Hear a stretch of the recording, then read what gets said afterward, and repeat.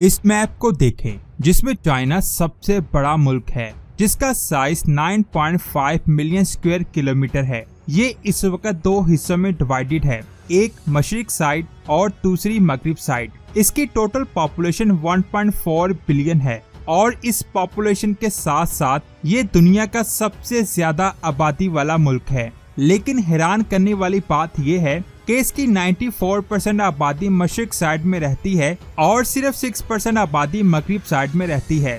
मगरिब साइड वाला एरिया 64% है, लेकिन फिर भी ये इतना खाली क्यों है, ये अमेजिंग इन्फॉर्मेशन आप जानोगे आज के इस वीडियो में। तो पूरी वीडियो वॉच कीजिएगा और आप देख रहे हैं एवरीथिंग। इस वक्त चाइना दुनिया का दूसरा सबसे ताकतवर मुल्क है। अमेरिका की जीडीपी 20 खरब डॉलर है जो दुनिया के सबसे ज्यादा जीडीपी है। उसके बाद चाइना आता है जिसकी जीडीपी 13 खरब डॉलर है। चाइना की प्रोडक्ट पूरी दुनिया में सेल की जाती है। दुनिया में कोई भी ऐसा मुल्क नहीं है जहां चाइना की प्रोडक्ट ना मौजूद हो।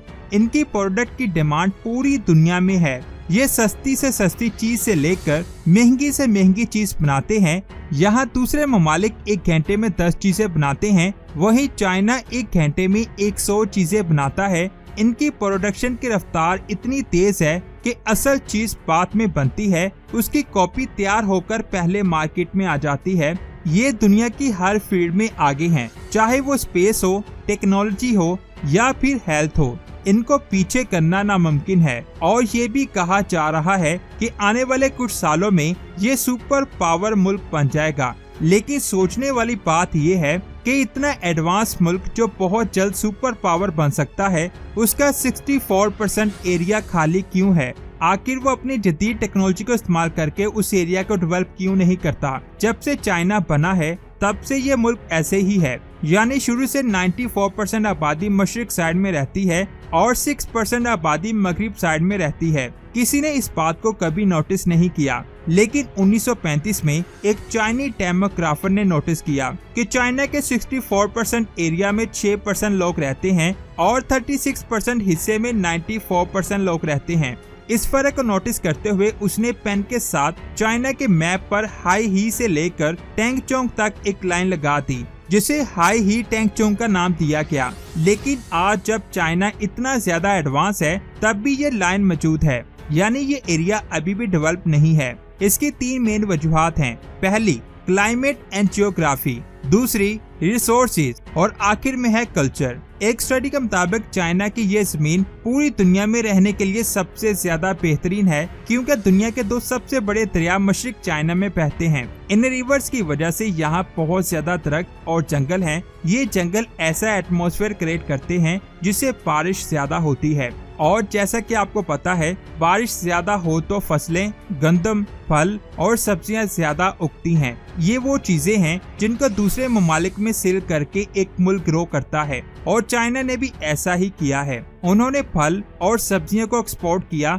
और उससे आने वाले पैसे से दूसरी फील्ड में तरक्की की, जिससे आज चाइना दुनिया का दूसरा ताकतवर मुल्क है। लेकिन अगर हम मगरिब साइड को देखें तो वहाँ का टेम्परेचर गर्मियों में बहुत ज्यादा हो जाता है और सर्दियों में बहुत कम हो जाता है। सर्दियों में इस एरिया का टेम्परेचर -40 से कम हो जाता है और गर्मियों में 50 से ज्यादा हो जाता है। मैंने ऑस्ट्रेलिया पर एक वीडियो बनाई थी कि उसका 95% एरिया खाली क्यों है, जिसमें मैंने बताया था कि इसके मशरिक में बहुत ज्यादा पहाड़ हैं जो समुद्र से आने वाली हवाओं और बादलों को पीछे ही रोक देते हैं, जिसकी वजह से पहाड़ों के इस साइड वाले एरिया पर बारिश नहीं होती और इसी वजह से वो एरिया बहुत ज्यादा खुश्क और गर्म हो चुका है। सेम यही चीज चाइना के साथ है। चाइना की मगरिब साइड के एज पर भी बहुत बड़े बड़े पहाड़ मौजूद हैं जो पाकिस्तान और इंडिया की तरफ से आने वाले बादलों को पीछे ही रोक देते हैं, जिसकी वजह से पहाड़ों की दूसरी तरफ बारिश नहीं हो पाती,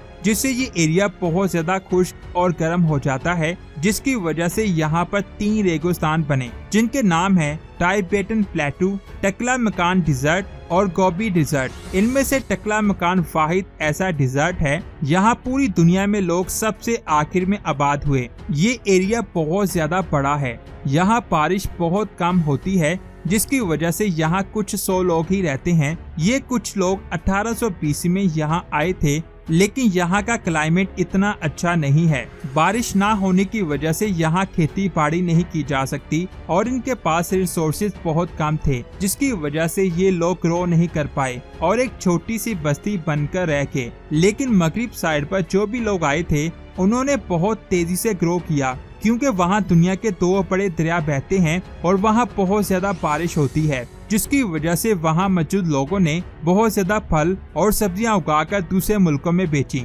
इससे जो पैसा आता उससे लोगों ने बड़ी बड़ी इंडस्ट्रीज बनाई, अपने एजुकेशन सिस्टम को डेवलप किया और बड़ी बड़ी बिल्डिंग्स बनाई, जिससे चाइना की जीडीपी बहुत ज्यादा ऊपर चली गई। ये 3 चीजें बहुत ज्यादा जरूरी होती हैं किसी भी मुल्क की तरक्की के लिए, जो चाइना को मशरिक साइड में रहकर मिल रही थी। इसीलिए उन्होंने कभी भी लाइन से बाहर मगरिब को डेवलप करने का नहीं सोचा और जो भी काम करता है वो बहुत ज्यादा तेजी से करता है। यहाँ पर दूसरे ममालिक के लोग एक बिल्डिंग को बनाने में सालों लगा देते हैं, वही चाइना कुछ ही दिनों में बिल्डिंग बना देता है। दूसरे ममालिक जिस चीज को बनाने का प्लान कर रहे होते हैं उसे चाइना बनाकर मार्केट में लॉन्च भी कर देता है। अभी यहाँ सोचने वाली बात ये है कि अगर मगरिब का एरिया इतना बेकार है तो वो अभी भी चाइना के पास क्यों है। ये सूखा रेगिस्तान चाइना के लिए किसी खजाने से कम नहीं है, क्योंकि इसकी जमीन के नीचे तेल ही तेल है और यूएसए के पास ये दुनिया का दूसरा मुल्क है जो बहुत ज्यादा मकदार में तेल निकालता है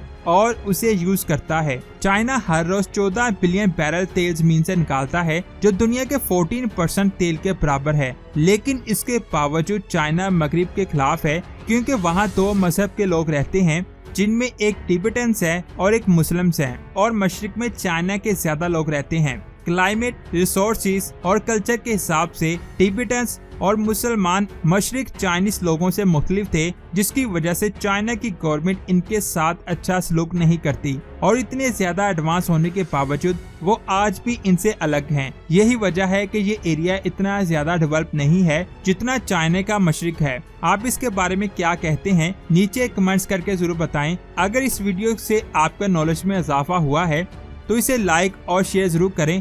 और हमारी नेक्स्ट वीडियो अफगानिस्तान पर है, जो बहुत ज्यादा अमेजिंग है। उसे देखने के लिए हमारे न्यू चैनल एवरीथिंग को सब्सक्राइब करके बेल आइकन को प्रेस करें।